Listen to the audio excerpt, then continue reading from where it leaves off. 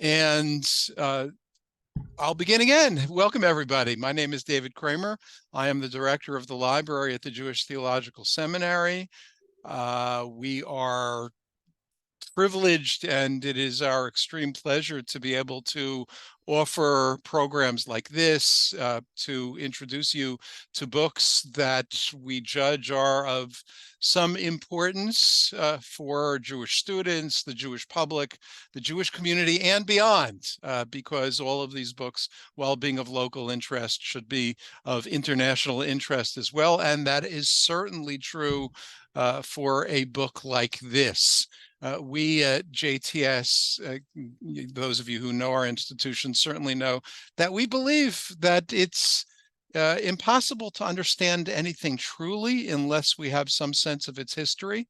And this is a book which is terribly pertinent to the affairs that we see in our world today, providing something of the history that will give us a deeper understanding and enable us really to get a sense of what's going on and maybe to make some reasoned judgments about it.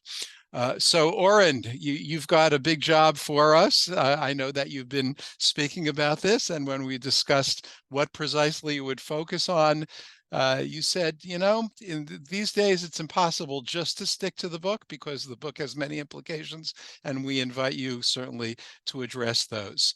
Oren Kessler is a journalist. He has been Arab Affairs correspondent for the Jerusalem Post, editor, translator, and writer for the English edition of Haaretz, research fellow at the Henry Jackson Society in London, and his work has appeared in a wide variety of publications. So you, Oren, have got the expertise that's necessary to provide us with the foundation of understanding which we will gain today. And I invite you to tell us about your book, tell us what we can learn and how it applies to our understanding of today's events, and we'll see where it goes. Please. Well, thank you so much, Dr. Kramer. Thank you to JTS for having me. It's a real honor. When we first agreed to hold this event back in August, the plan was to talk exclusively about my book, which of course I was very happy to do. I'm very proud of my book. I hope everyone picks it up and reads it, and you're welcome to contact me and let me know what you think. But since October 7th, and it's been exactly a month now, it simply hasn't felt right for me to speak exclusively about my book. I don't think it would be fair to my audiences. I don't think it would feel right to myself. It's what's consumed me emotionally, intellectually, and personally for the last month, as I'm sure it has many of you. So I'm going to, I think, start by talking about my own personal experience of that day as someone who does live in Tel Aviv, and someone who has covered these issues for many years. And then to zoom out from sort of to a sort of more analytical perspective, and then to bring in my book for some historical context. And I do want to leave ample time for Q&A, because I know a lot of people have questions and comments and thoughts and feelings about the situation. I think it's very important to be in community in times like this, and to share those thoughts and feelings. October 7th, 2023 was my wedding day. My partner and I, Clara, again, we live in Tel Aviv, but we had planned to get married in New York City, in Central Park, in one of those lovely gazebos, in a very intimate ceremony with just my immediate family, her immediate family, a rabbi and a photographer, and a guitar player. And so we came to New York about 2 weeks before the wedding day in order to iron out all of the details. Now, my partner is Argentinian American, and she's quite old school in many ways. And so she informed me a few days before the wedding that the night before the wedding, we would not be sleeping in the same room. So I could have the newlywed suite in Midtown, at the Omni Berkshire Hotel, and she'd be with her family at an Airbnb in New Jersey. So I woke up that Saturday. I woke up at 8 a.m. sharp because my phone rang, and I saw that Speaking of which, let me set the timer to make sure I don't go over or under. And my phone rang, and I kind of groggily looked at it, and I saw that the number of the person who was calling me was in India, and I thought, that's strange. I had done a few media hits in India over the years, but it seemed a strange time to be calling. And so, of course, once you have your phone in your hand, you start to see the notifications and the alerts, and I see an alert that says 40 Israelis killed in Hamas attack, and I said to myself, what on earth? 40 Israelis killed? How on earth could that happen? I'm thinking, was this some a soccer game, and people were just completely exposed, and Hamas rockets just decimated them? And I start to read the article. If you'll recall, back in the dark days of the Second Intifada, there was a notorious attack on Passover in 2002, the Park Hotel massacre in Netanya, which is an awful, bloody day that Israelis still talk about quite a bit. Well, 30 people were killed on that awful day, and now I'm getting an alert in 2023 that it's 40 people. So I'm reading the article. I'm trying to understand what happened, and mind you, this is 9 o'clock a.m. New York time. So we now know this was 8 or 9 hours after the attack began. And I'm reading, and I'm just not understanding. Was it rockets? Were they shot? How were these supposedly 40 people killed? I don't understand. And I continued not to understand until I went onto Twitter and I hit that little button that says images. And that's when I started to understand, because I saw images of 7 people lying in their own blood at a bus stop in Sderot. I saw young people at a music festival in the desert running frantically as gunshots rang out behind them. And I saw a video of one of those festival goers, a young woman we now know is named Noa Argamani, being forcibly placed on a motorcycle by bearded men in bandanas as she desperately reaches out to her boyfriend, who's being placed on another motorcycle. And so I wrote a message to my family, and I think I'll actually share it with you if I can find it. And let's see here. Well, that's strange.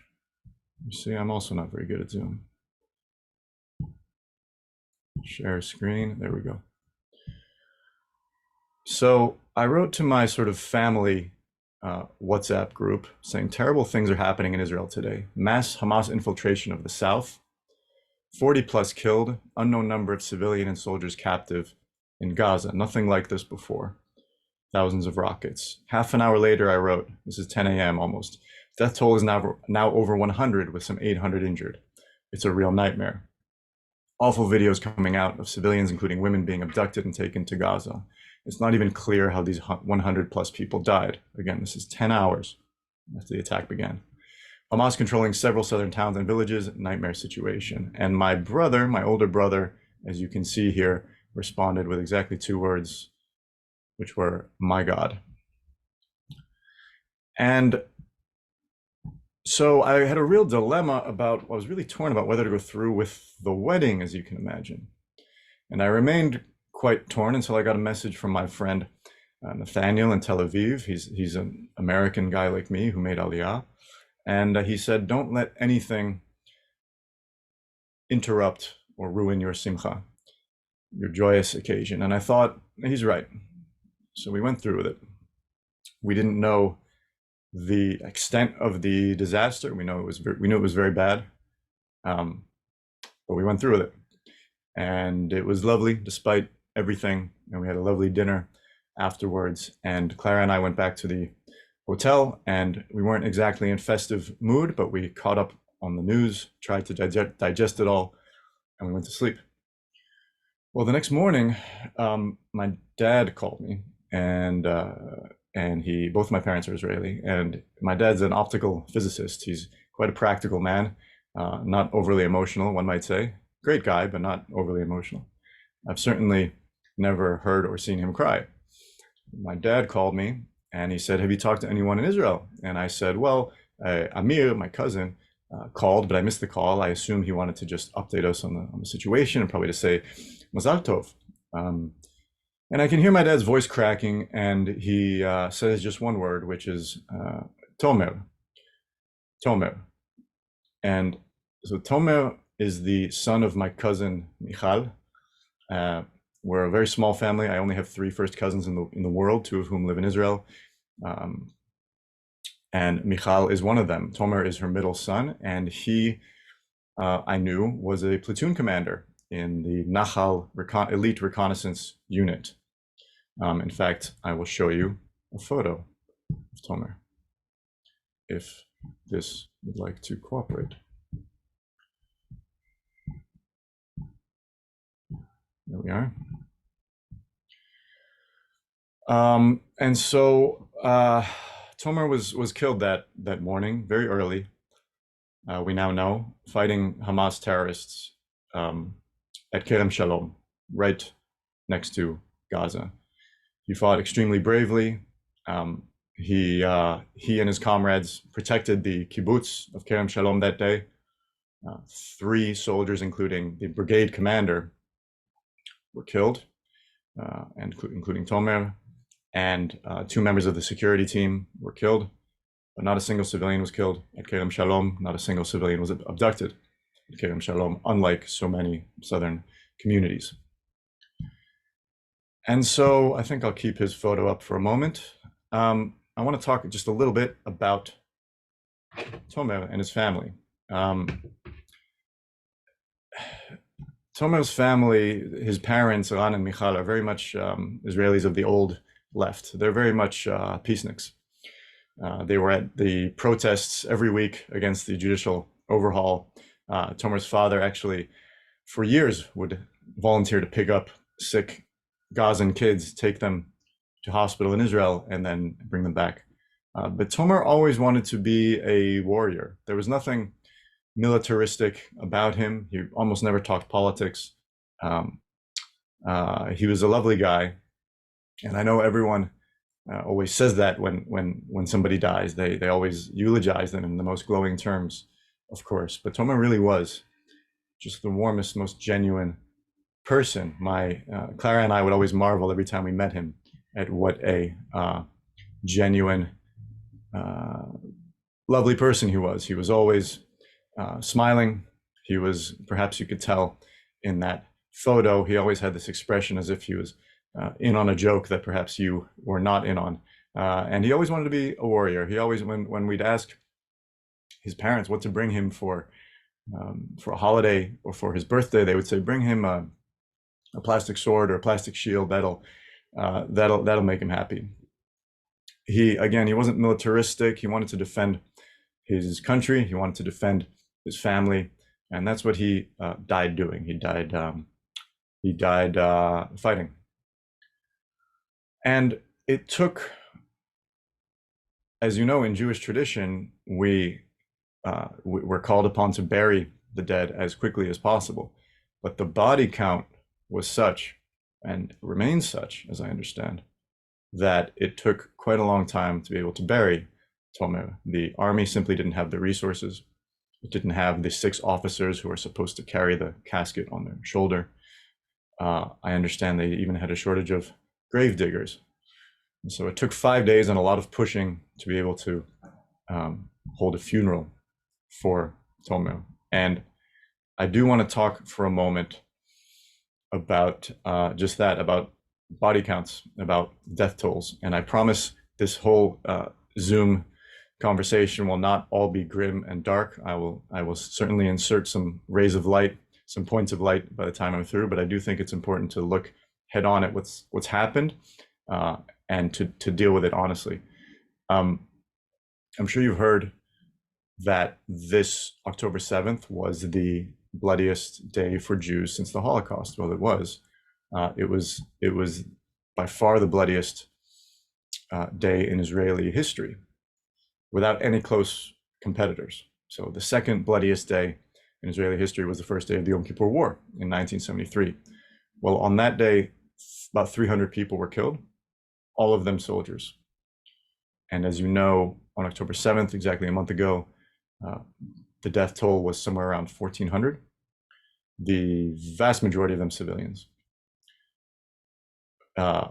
Seniors, children, babies, men and women, killed in brutal ways that I don't need to go over because we all know at this point. The second bloodiest day for civilians was during the Second Intifada, of course. The worst day of the Second Intifada saw 122 people killed. So this is obviously over 10 times that many.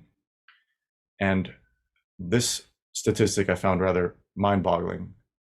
More people were killed on October 7th than in the entire Second Intifada, which lasted 3 or 5 years, depending on how you count, and remains an open wound in Israeli society. The hostages are an almost entirely new element here. Of course, Israel has had its people taken hostage, taken captive before. I'm sure many of you will remember the name Gilad Shalit, who was taken captive by Hamas in 2006, released 5 years later, but only after a debate in Israeli society that nearly tore the country apart about what to do about Gilad Shalit. On the one hand, we can't leave him there in Hamas captivity just to wither away. Think about his poor mother and father. On the other hand, at what price will we release him? And of course, in the end, Israel released 1,100 Palestinian prisoners, most of them convicted terrorists, in exchange for Shalit. So what on earth are we, I say we, because of course I live in Israel, going to do now? Are we going to, there are 242 hostages in Gaza, last I checked. The vast majority of them civilians, children, women, seniors, babies. Are we going to release 200,000 Palestinian prisoners? Well, there aren't 200,000 Palestinian prisoners. Last I checked, there were about 6,000 Palestinian security prisoners. So I will have to leave that question unanswered because I simply don't have an answer to it. So, I tweeted the other day, when I think about what happened a month ago, which is all the time, there's one word that just keeps echoing in my head, and it's nightmare. Nightmare. I can't imagine things going worse. I don't think there was a page in the IDF playbook for what happened on 10/7. I think there was a page about, what happens if Hamas breaches the border, kills a few Israelis, and tries to take over a kibbutz. I think that scenario was discussed. I don't think any scenario was ever discussed in any IDF back room in which 3,000 Hamas terrorists pour over the border, breach the wall, run riot for hours and hours and hours, kill 1,400 people in sadistic ways, and then take 240 plus hostage. I don't think that scenario was ever imagined by the IDF or the Shin Bet or the government. Now, I promised rays of light, and here they are. I think since October 7th, we've seen the most beautiful side of Israel emerge. I think we've seen Israel Hayafa, the beautiful side of Israel. I think we've seen, in my opinion, and I think that of many Israelis, this government has not stepped up, to put it mildly, to care for the country since October 7th, to care for those in need. But in that vacuum, there's been just this tremendous grassroots effort. In the city where I live, Tel Aviv alone, some 15,000 people have come together in this logistical center to collect clothing and house the newly made homeless, people who have lost their homes, who have lost everything, people who have been evacuated for their own safety. You've got restaurants delivering all of their food to soldiers. It's a beautiful, beautiful thing. While I'm here in New York, our apartment is empty, and we're in touch with some strangers who know some other strangers who are in touch with someone from the South who needs a home. And that's going on throughout the country. So it's a really, there's an expression in Hebrew, Kol Israel arevim ze leze. All of Israel is responsible for one another. And I think we're seeing that really being played out at the moment. And let's not forget what Israel looked like before 10/7. This is a country that was torn apart by the judicial overhaul push between opponents and proponents of this overhaul. And there was an ugliness and a bitterness among Israelis that I hadn't seen before. And now, again, this just tremendous outburst of unity and solidarity, which I think is very moving, very inspiring. And I think that's actually a good segue into the topic of my book. My book, Palestine 1936, is about the Great Arab Revolt of 1936 to 39 during the British Mandate, a decade before Israel's creation. And that revolt, as you might imagine, it was an Arab revolt. It was waged by Arabs, but I argue that this is as much a Jewish story as an Arab one. I argue that the Jewish counter-revolt, the Jewish transformation that took place as a result of the revolt, is a crucial and a forgotten chapter in the story of how most of Mandate Palestine became the state of Israel. And I argue that the Jews of the time, led by David Ben-Gurion, even in this early era, were really, the Jewish and Zionist leadership were experts at turning adversity into advantage. And I'll get to that in a moment. I just want to step back for a moment and talk about how this revolt began, and backdrop to this revolt. Oftentimes when I start telling people about my book, they say, "Oh, you mean Hebron, right? The Hebron massacre?" To which the answer is no. The Hebron massacre occurred 7 years before the core of my book begins. It was a very grim and gruesome few days in which 133 Jews were killed in ways that recall 10/7 in many ways in their cruelty in Hebron and a few other places. But I argue that's all that they were. This was an outburst of terrorism, of riots, but it was not a sustained nationalist uprising. It wasn't an intifada in the parlance of our times. The first time we saw anything like that was, you guessed it, in 1936. And so the essential backdrop to this revolt is a demographic one. I'm sure you've heard the expression, what is it? Demographics is destiny. Demography is destiny. So I think that's still true in many ways, certainly in Israel, and it was certainly true at the time. Hitler comes to power in January 1933. There are other anti-Semitic movements on the rise across Europe, in Hungary, Romania, Poland. And in that period of the first half of the 1930s, the Jewish population of Mandate Palestine doubles.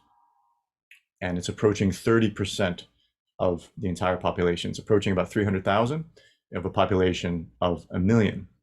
And in 1935, 60,000 Jews come to Palestine. That's double the number of the year before. And the Arabs of the country are perceptive enough, not just the more educated intelligentsia or the elites of the city, but even subsistence farmers in the countryside, many of whom were illiterate in this period. They were perceptive enough to recognize that the face of the land was changing, and that if things went on this way, the Jews would be a majority before long. So there's a man whose name will be known to many of you. It's Izz ad-Din al-Qassam. Qassam was a preacher from Syria. He was a jihadi. Of course, his name, he's lent his name, or rather his name has been borrowed by Hamas's armed wing, Hamas's terrorist wing that committed these atrocities of 10/7.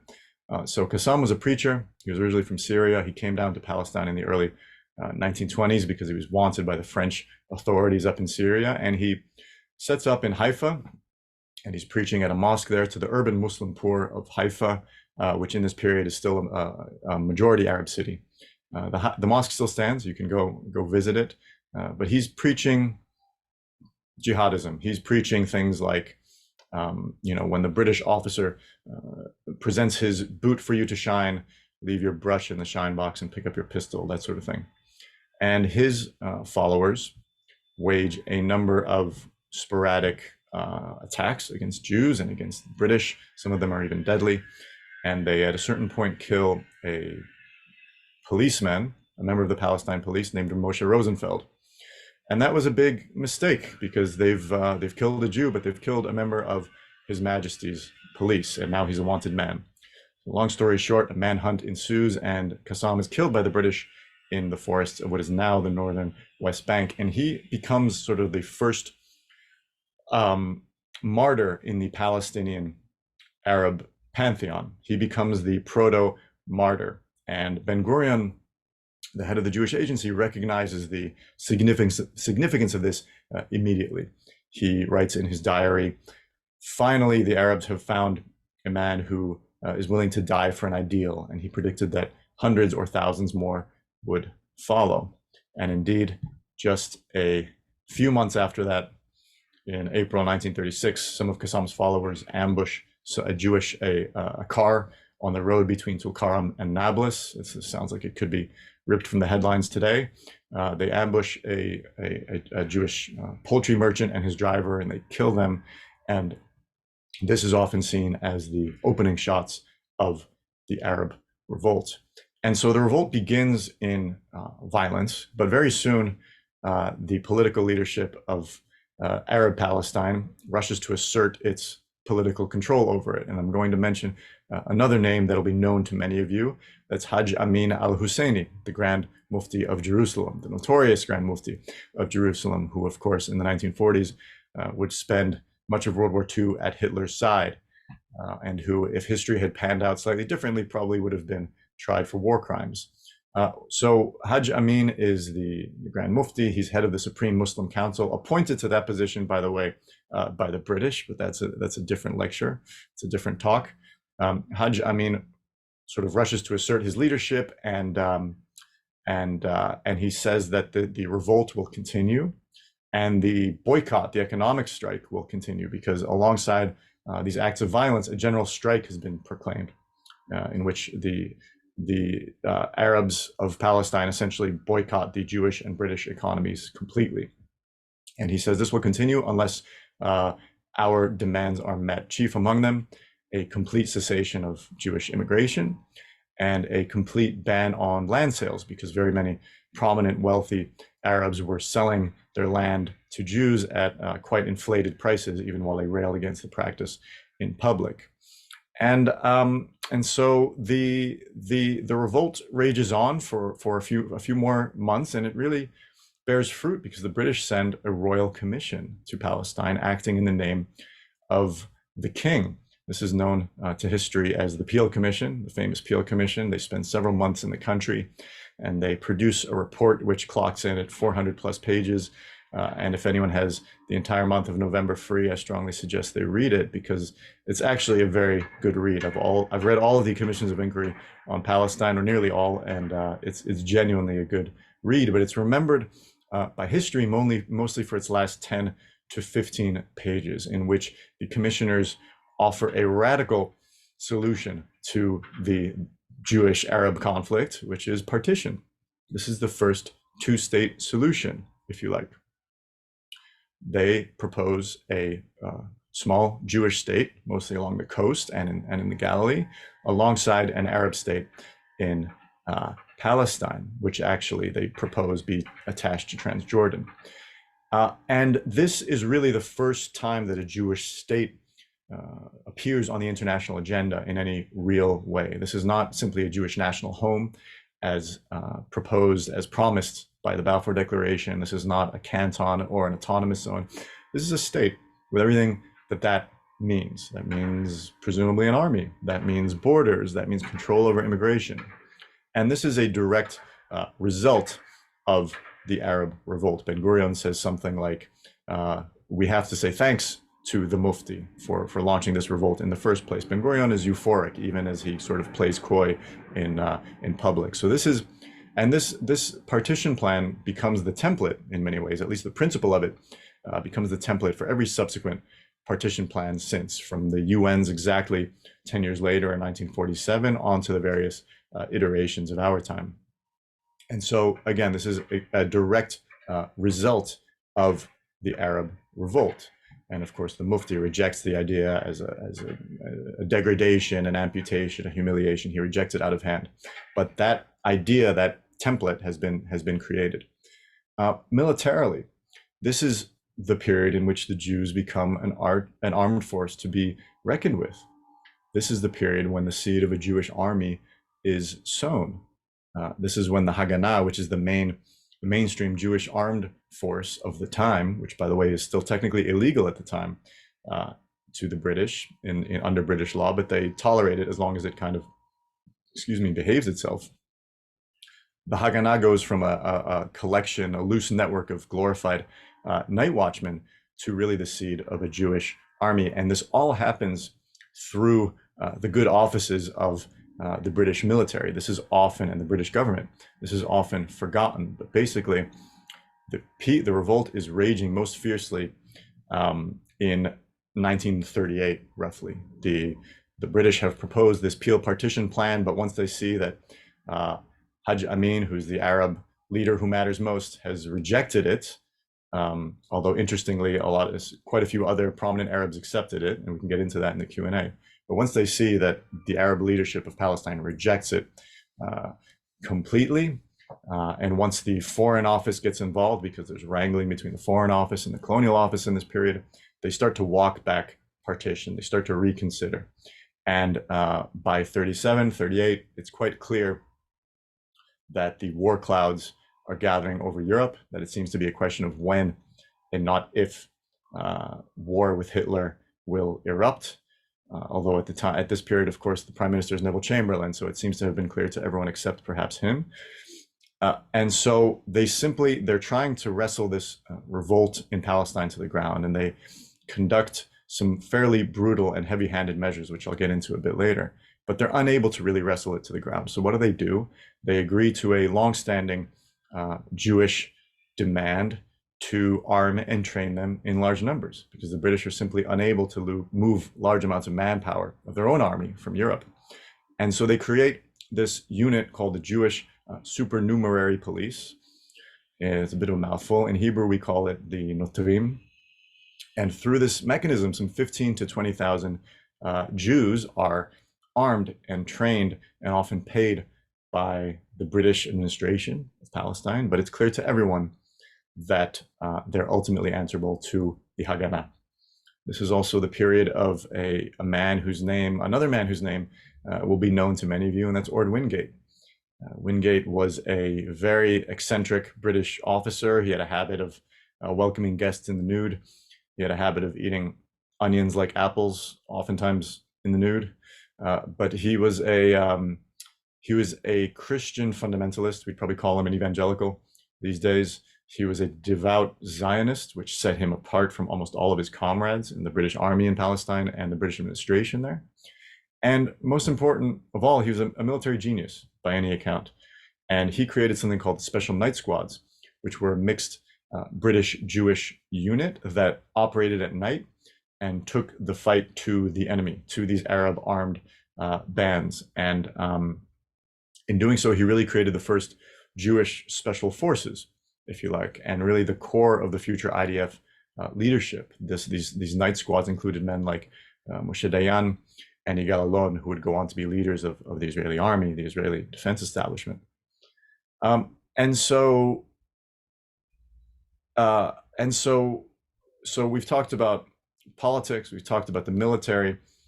Economically, the Jews of this period, Ben-Gurion saw in the Arab revolt a tremendous source of leverage to realize his long-standing goal of creating a self-sufficient Jewish economy that could feed itself and house itself and employ itself, defend itself without any help from the British or the Arabs. This is the period in which Tel Aviv port opens, for example. Jaffa port is boycotting in solidarity with the strike, and the Jews petition the British to open up a quote-unquote Jewish port in Tel Aviv. I'm sure many of you have been to the Tel Aviv port area in the north of the city and had a coffee or a drink there.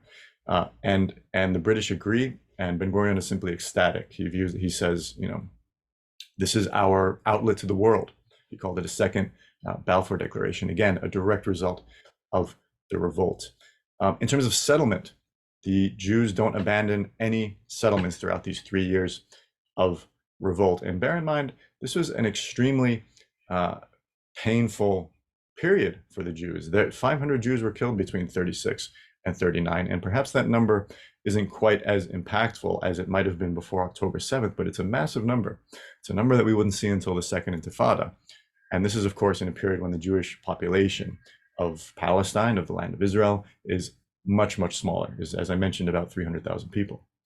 And so settlement, not a single settlement is abandoned. Dozens more spring up in strategic parts of the country. This is when the whole phenomenon of wall and tower begins, which some of you may be familiar with. There was an old Ottoman law that the British kept on the books, which stated that if you put up a structure within 24 hours, if you put it up overnight, say, it was allowed to stay up. It couldn't be taken down. So the Jews took full advantage of this and put up these little fortresses all over the country. So in all of these ways, the Jews, the Zionists, created the springboard in 1939 as this revolt fizzles out and is wrestled to the ground. And as the Second World War begins, the Jews have created the springboard and the core, the kernel for the state that they would create a decade down the road.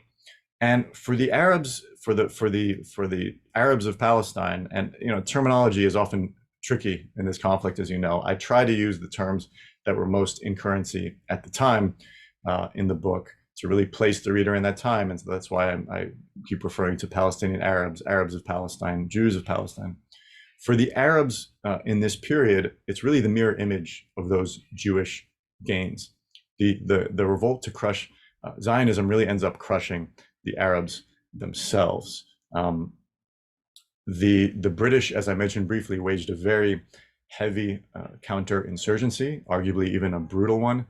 This is the period in which home demolitions begin on a massive scale, and just collective punishment is simply part of the game in this period. If there's an attack on British troops, for example, the British would simply go to the nearest village. They would take out the village headman, the Mukhtar, and say, okay, who did it?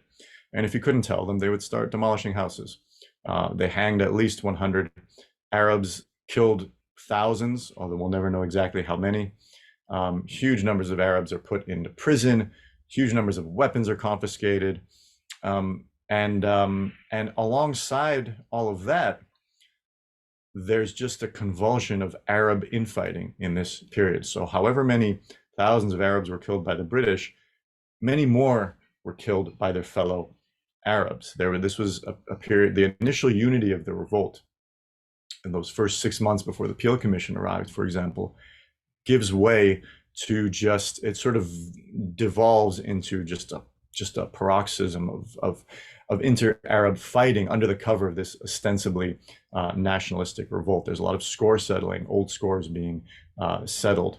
The elite of the country flees the country in large numbers. This is another precursor to 1948.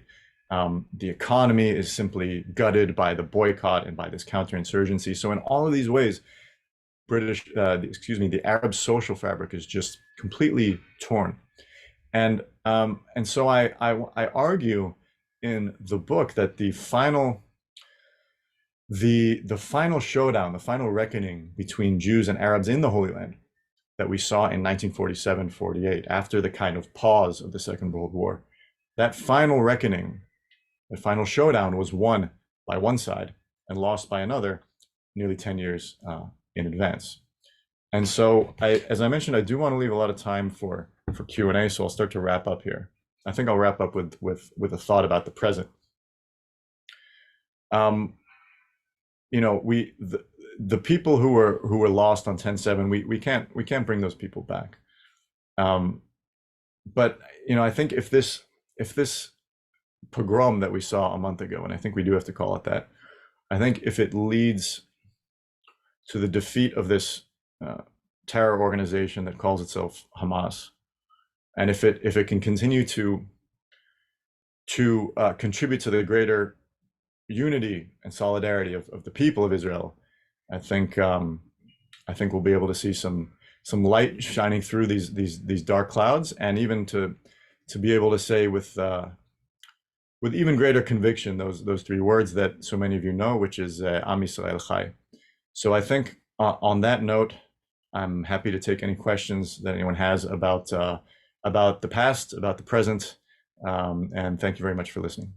Thank you, Oren. I want to remind everybody that please stay on mute, and if you have comments or questions, please put them in the chat, and I will gather them and convey them to Oren. Oren, thank you, first of all, for beginning with your personal experience on that day, and Mazel Tov for your wedding. I'm sure very bittersweet in its recollection, but it's important to preserve the joyous even in the face of that which is catastrophic. So thank you for that. And certainly a lot here, both in your discussion of the recent events, but also providing us with some of the roots going back to the 30s and the parties who were at war then, and in different Gilgulim, different manifestations, continue to be at war now. I'll start with the first question. Someone asked, what did you discover as you were working on the book, as you were researching the book, that surprised you? Or what, perhaps to expand that a little bit, were there any conclusions you arrived at that you didn't expect to arrive at?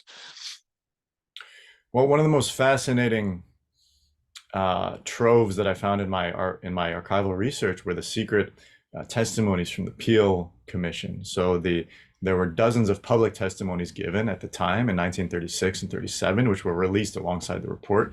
But there were dozens more of secret testimonies, which were never meant to be released. They were meant to be destroyed. And it was only thanks to a far-sighted secretary of this commission, a man by the name of J.M. Martin, I believe, who stowed away a couple of copies and wrote in the margins, these ought to be preserved because they will be of tremendous interest to the historians of Palestine and the Jewish people in the remote future. So we are those historians of the remote future. And they were released 80 years later, very quietly, without any fanfare or any announcement by the British. They were released in 2017. And other than one scholar in Canada by the name of Layla Parsons, who dipped her toe into some of these transcripts, some of these testimonies, they hadn't really been examined before by scholars. And so you can see, I don't want to give too much away because then no one will read the book, but you can see in these proceedings how in the final days of their stay in Palestine, the commissioners are eager for a solution, particularly one of them who's a Don at Oxford, and how they quite quickly and hastily, arguably even rashly, just put together this this two-state solution over a couple of pages of testimony. And it's quite, I think we tend to think that there's a grand strategy involved with these great historical decisions, but often, these are human beings, and I think that was really fascinating to see how this drastic idea came together. There was one other really fascinating testimony that I discovered, which I wrote an article about this for the Times of Israel. It's with Herbert Samuel, who is the first High Commissioner for Palestine, and notably a Jew and a Zionist. He was the first Jew to serve in the British cabinet. He played a tremendous role in putting Zionism on the table of the British government, even before the Balfour Declaration, as early as 1915. And it was Samuel who appointed Haj Amin, this 24, 25-year-old kind of nobody from a prominent family, from the Husseinis, to this tremendously powerful position of Grand Mufti of Jerusalem and head of the Supreme Muslim Council. And so so this is now 17 years after that appointment is made, and they ask him, what were you thinking? Why did you, by this point, the Mufti is a wanted man by the British. He's fled to Beirut, to Lebanon, because he's wanted for essentially guiding this revolt along its main lines. And they ask him, why did you appoint this guy? What were you thinking, essentially? And again, we don't have time to get into all of the details there, but it's a fascinating look at British decision making, and I think it's one of the greatest blunders in the 100-year history of this conflict was with tremendous repercussions to this day. I think this is one of the huge what ifs of this period and of this research that I've done is what if someone else had been appointed to this position. That's not to suggest that it's the fault of one man, whether Herbert Samuel or Haj Amin, that things have gone in the direction that they have. But it's tantalizing to think what could have happened had someone else been vested, someone more moderate, someone with the interests of the Arabs of Palestine at heart, and with a bit more moderation towards the Jews. What could have played out differently? Mm-hmm. Okay, thank you. There are two questions relating to British policy. One, the question of the proposed partition and the creation of Jordan and how Jordan fits into this whole, analysis. And then you spoke of the quick growth of the Jewish population in Palestine. You didn't mention British limitations on Jewish immigration. So how did those figure into this story at the same time? I'll answer the second one first at the risk of going chronologically backwards. I have a whole chapter in the book about the white paper of 1939, which is really crucial part of this story. And if I had a bit more time, I would have gotten to it. But this is the era of appeasement. This is the Chamberlain government. And that's a word that was used not only by people like Winston Churchill, who opposed it. This was essentially government policy, and not just vis-a-vis Nazi Germany and fascist Italy, but in the Middle East as well. And I've read the cabinet papers, and they talk quite openly about, quote, appeasing Arab and Muslim opinion ahead of the World War. They were particularly worried about the large Muslim population of India. This is something that's often forgotten. Of course, India at this period includes Pakistan, what we now call Pakistan, and Bangladesh. And they were worried that if the Muslims of the empire were not on board, if they were angry about Palestine, that it would cause real problems for the war effort. And so the British call a conference in London. They invite the Jews, they invite the Arabs to St. James's Palace, but the conclusion of this conference is basically foregone. It's severe limitation on Jewish immigration. It's a significant rollback of it's a reneging not just on this partition plan proposed 2 years earlier by Peel. It's essentially a reneging on the Balfour Declaration. It's essentially saying our work is mostly done here. And so I mentioned earlier that 60,000 Jews came to Palestine in 1935. Well, the white paper of 39, and again, this is summer of 1939, a crucial time for the Jews of Europe, a very dangerous time, of course. And so this white paper stipulates that over the next 5 years total, 75,000 Jews can come total, after which any further immigration would be contingent on Arab consent, which of course was clear to everyone would not be forthcoming. So this is seen as a tremendous betrayal by the Jews and by many others. And this is the beginning of the end of that kind of British Zionist partnership. And so to get to the earlier part of the question, I'll try to answer briefly. Transjordan was established in 1921 by a colonial secretary whose name will be known to you. It's Winston Churchill. Churchill was essentially not a lifelong Zionist, but once the Zionist idea emerged, he was a pretty steady supporter of Zionism. And but there were other imperial considerations after the First World War, one of which was kind of satisfying the Hashemite family, which had been run out of its kingdom in what we now call Saudi Arabia. And I won't get into the details, but they briefly ruled Syria before the French kicked them out. And so they kind of, Churchill famously one afternoon sort of gifted the land east of the Jordan to one of the Hashemites by the name of Abdullah. And for the Zionists, this was seen also as a real betrayal, particularly by the Jabotinskiite revisionist faction, which I haven't talked about, but which is extremely important in this period, the kind of right-wing, dissident, more maximalist faction, which saw this as a tremendous betrayal. And for many years after that would you could see their logo. It includes both the land west and east of the Jordan, even throughout the 30s and 40s. Yeah. I had to unmute there. You mentioned Arab factions fighting against one another in the midst of this. So someone asked about that, if you might say more about what those factions were, but I think it's often said that the Arab revolt is at the foundation of the development of a modern Palestinian national identity. So, you've got division and you've got the possibility of unity under a new identity. Can you comment on both sides of that? Absolutely, and these are really great questions.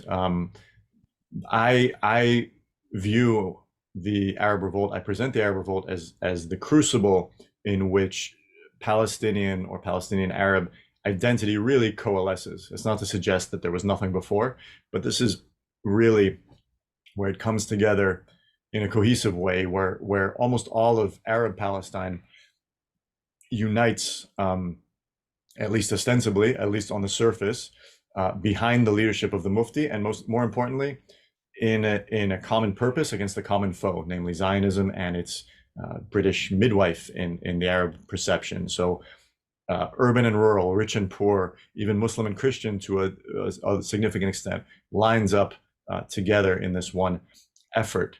The other part of the question was about the Arab factions. And so really at this period, there are 5 or 6 powerful Jerusalem families that have been powerful since the Ottoman era, but the main rivalry is between the Husseinis and their allies and the Nashashibis and their allies.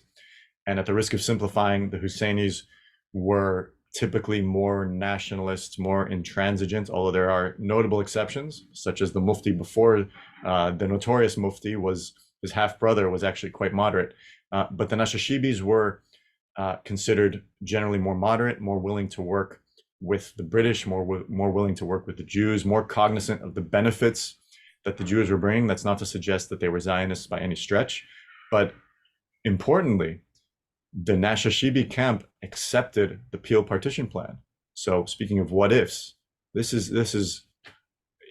imagine that a Nashashibi had been in the key position that Haj Amin had and had accepted this partition plan. They think of what could have happened and what might have not happened.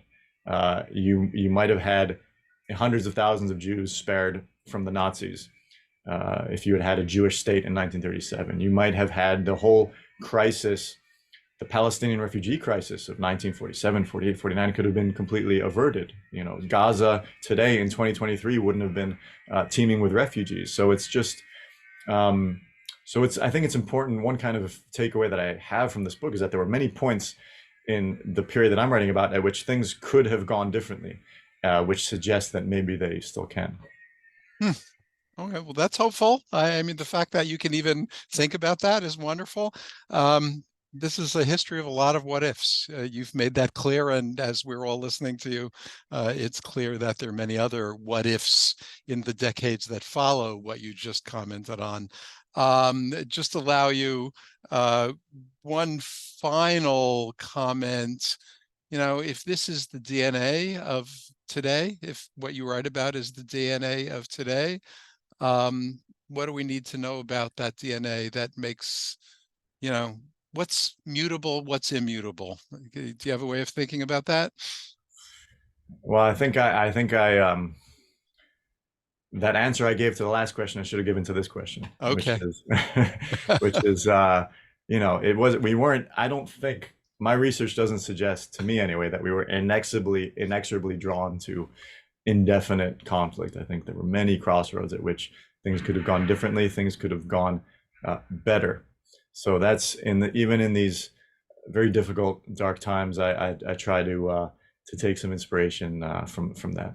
Well, that's itself an inspirational statement. So thank you very much. This book can be purchased however you purchase books, though, Oren, do you have a preferred, I always give the authors an opportunity to say, where would you prefer people purchase your book if you have a preference? So Amazon actually ran, since October 7th, this topic has become so tragically topical that Amazon ran out for a few weeks there. They've got copies now, but I think there's a bit of a lag time in delivery, maybe 2 weeks or something. Probably the fastest way to get the book is by going straight to the publisher Roman in Littlefield, so that's roman.com. Mm-hmm. I hope it'll be back at Barnes and Noble soon, but again, they ran out. So Amazon or straight to the publisher would be my best suggestion. Okay, great. Well, thank you, everybody. Thank you, Oren, for a wonderful presentation. I hope those of you who were following along had a chance to see other comments in the chat, because there have been several of them, and representing a variety of points of view. That's wonderful. And I just want to say at the end, on behalf of the Library of JTS, this provides a good model of the kinds of conversations that you will hear if you tune in to our book talks. And I invite you to consider the list that we will distribute to you of upcoming talks, and join us again in the future. I wish everyone well. I wish us all more peace, less heartache. And Oren, with you, and I really, you deserve a lot of credit for this. More hope, because that's really what we all need these days. Thank you all so much. Bye-bye. Thank you so much.